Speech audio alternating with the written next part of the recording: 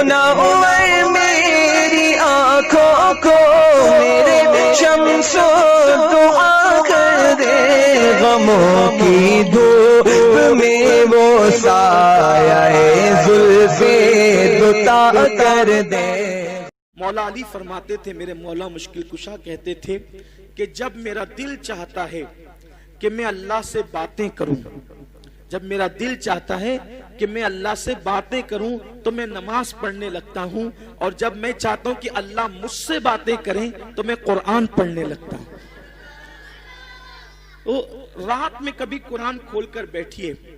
Doctor Iqbal Germany से डॉक्टरी पढ़े हुए आदमी थे, लेकिन उस शख्स कुरान पढ़ने का मिजाज ये था कि जब वो कुरान रात को पढ़ते थे तो इतना रोते थे कि सुबह को जो उनके आंसू मुसफ़े कुरान पे गिरते थे तो धूप निकलने के बाद वो कुरान के औराक सुखाने के लिए उनके घर वाले रख दिया करते थे।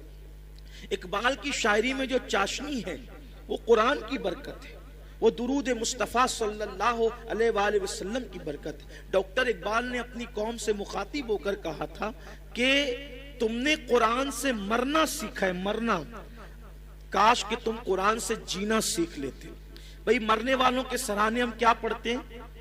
सूरह यासीन पढ़ते हैं। और अकीदा क्या है? हदीस भी है कि जो शख्स सकरात वालों के पास कुरान पढ़ेगा तो मौत की तकलीफ आसान हो जाएगी। तो जिस कुरान की बरकत से मौत की तकलीफ आसान हो सकती है, क्या उस कुरान की बरकत से जिंदगियों की तकलीफें आसान नहीं हो सकती? मौत की तकलीफ मुश्किल है या जिंदगी की तकलीफ मुश्किल है? मौत की तकलीफ ज्यादा है, जिंदगी की तकलीफ की कोई हैसियत नहीं है। तो फरमाया कि इकबाल कहते हैं कि तुमने कुरान से मरना सीखा, तुम कुरान से जीना सीखो, कुरान अपनी जिंदगी में शामिल करो। तो सहाबा की आदत थी, कुरान पढ़ते थे। मौलाना ने अभी, मुफ्ती साहब ने मोबाइल का जिक्र किया। मोबाइल मोबाइल ऐसा घुस गया ये जालिम हमारी जिंदगी में कि इससे कोई बचा नहीं। जैसे पैसे से कोई ना बच सका, अब पैसे के बाद दूसरी मकबूल चीज ये है, मोबाइल से कोई नहीं। क्या पंडित, क्या मौलवी, क्या इमाम, क्या लीडर, क्या अमीर, क्या गरीब, क्या बूढ़ा, क्या बच्चा, सभी इसमें मुब्तला हो गए। इधर से घंटी बजी टुन, उधर से निकाल करके देखा किसका मैसेज है ना, बेचैन हो जाता है आदमी, किसका मैसेज है? नादान अननोन पर्सन का मैसेज देखने में तुझे इतना शौक और इतनी दिलचस्पी है, कभी खुदा का मैसेज देखने में भी तुझे दिलचस्पी हुई? उसने भी तो कोई मैसेज भेजा है ना, उसका भी तो कोई फरमान है, उसका भी तो कोई हुक्म है, उसी को कुरान कहते हैं। आओ कुरान की तरफ। अल्लाह के रसूल सल्लल्लाहु अलैहि वसल्लम ने हज्जतुल वदा के मौके पे फरमाया था कि मैं तुम में दो भारी चीजें छोड़कर जा रहा हूं और दोनों का दामन मजबूती से पकड़े रहना, तुम कभी गुमराह नहीं हो सकोगे। फरमाया था एक अल्लाह की किताब है और दूसरी मेरी अहले बैत है। और ये भी फरमाया था, ये भी कहा था कि ये दोनों कभी जुदा नहीं होंगे, हत्ता के हौज़े कौसर पर मुझसे आकर मुलाकात करेंगे। इमाम हुसैन ने करबला में बता दिया कि नाना के फरमान की हक्कानियत क्या है। फरमाया कभी जुदा नहीं होंगे। गर्दन कट गई, हुसैन कुरान पढ़ के बता रहे हैं, लोगों देख लो अभी भी कुरान से हमारा ताल्लुक कितना मजबूत है। जान से हमारा ताल्लुक कट चुका है लेकिन कुरान से हमारा ताल्लुक अब भी बाकी है। और हुसैन पाक ने कुरान पढ़ा, नेज़े पर कुरान सुनाया, तो ये कुरान है। और उनके वालिद तो कैसे कुरान पढ़ते थे।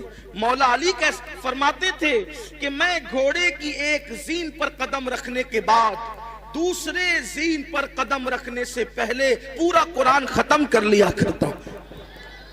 अभी लोग तामक तोइयां कर रहे हैं कि ये कैसे हो सकता है। फरमान पर सबका यकीन है, फरमान पर सबका यकीन है कि मौला अली ने कहा घोड़े की एक जीन पर कदम रखने के बाद दूसरे पर कदम रखने से पहले पूरा कुरान खत्म कर लेता हूं। कैसे? अगर कभी वक्त रहा तो ये राज जरूर बताऊंगा कैसे, लेकिन यहां उन्वान कुरान है, इसलिए इंशाअल्लाह किसी मौके पर मुझे याद दिलाइए, जब मौला अली पर गुफ्तगू हो तो बताएंगे कि एक जीन पर कदम रखने के बाद दूसरे जीन पर कदम रखने में कितना टाइम लगता है। कभी घोड़ा देखा है? हैं? उस पे बैठे हो? सुन्नत समझ के कभी बैठना। पहले लोग बारात में बैठते थे, अब बंद हो गया। अगर चालू भी हो जाए तो मुझे कोई नुकसान नहीं, बैंड बाजा बंद करो, घोड़े पे बैठ के जाने में क्या प्रॉब्लम है? हैं? वो तो सवारी है ना। और सुन्नत की नियत से बैठ जाए तो भी सवाब ही मिलना है। घोड़े पे जाना जो वो गलत नहीं है, बैंड बाजे के साथ जाना गलत। अल्लाह का शुक्र हमारे शहर से ये बला खत्म हो गई है, तो घोड़े पे बिठा के नाशी पढ़ते हुए जा सकते हैं। इस नियत से कभी बैठ जाया करो कि मेरे महबूब की सुन्नत है। तो मेरे जैसा सुस्तर आदमी घोड़े की एक जिन पे कदम रखने के बाद मुझे दूसरे जिन पे कदम रखने में जितना टाइम लगा था वो 2 से 3 सेकंड थे बस मेरे सुस्त आदमी के लिए। तो मौला मुश्किल कुशा तो बड़े फुर्तीले थे ना, एक हाथ में खैबर उखाड़ा, वो भी सीधे हाथ से नहीं बल्कि दूसरे हाथ से। और कितना था वो खैबर? इमामुल मुतकल्लिमीन मौलाना नकी अली खान अलैहि रहमा आला हज़रत के वालिद ने लिखा है अपनी किताब में कि उखाड़ करके दूसरे हाथ से जब खैबर फेंका है दरवाजा, तो 70 लोग मिलकर उसको उठा नहीं सके। जिसको 70 लोग मिलकर दोनों हाथ से नहीं उठा पाते हैं, उसको हुसैन का बाबा अकेले उखाड़ के फेंक देता है। तो कितने फुर्तीले थे ना वो, क्या ताकत थी, क्या चाको चौबंद थे, अलग उन्वान है। तो सहाबे किराम कुरान पढ़ते थे।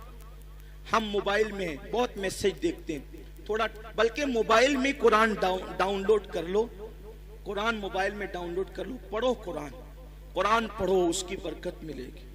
कुरान पढ़ने से बेखौफी पैदा होती है, कुरान पढ़ने से बेखौफी पैदा होती है, कुरान पढ़ने से अल्लाह पर यकीन पैदा होता है, कुरान पढ़ने से ईमान मजबूत होता है, कुरान पढ़ने से इंसान अल्लाह का करीबी बन जाता है, कुरान पढ़ने से अल्लाह का कुर्ब नसीब होता है। हर अल्लाह के वली की जिंदगी उठा के देख लो, वो रात को आपको कुरान पढ़ते मिलेंगे।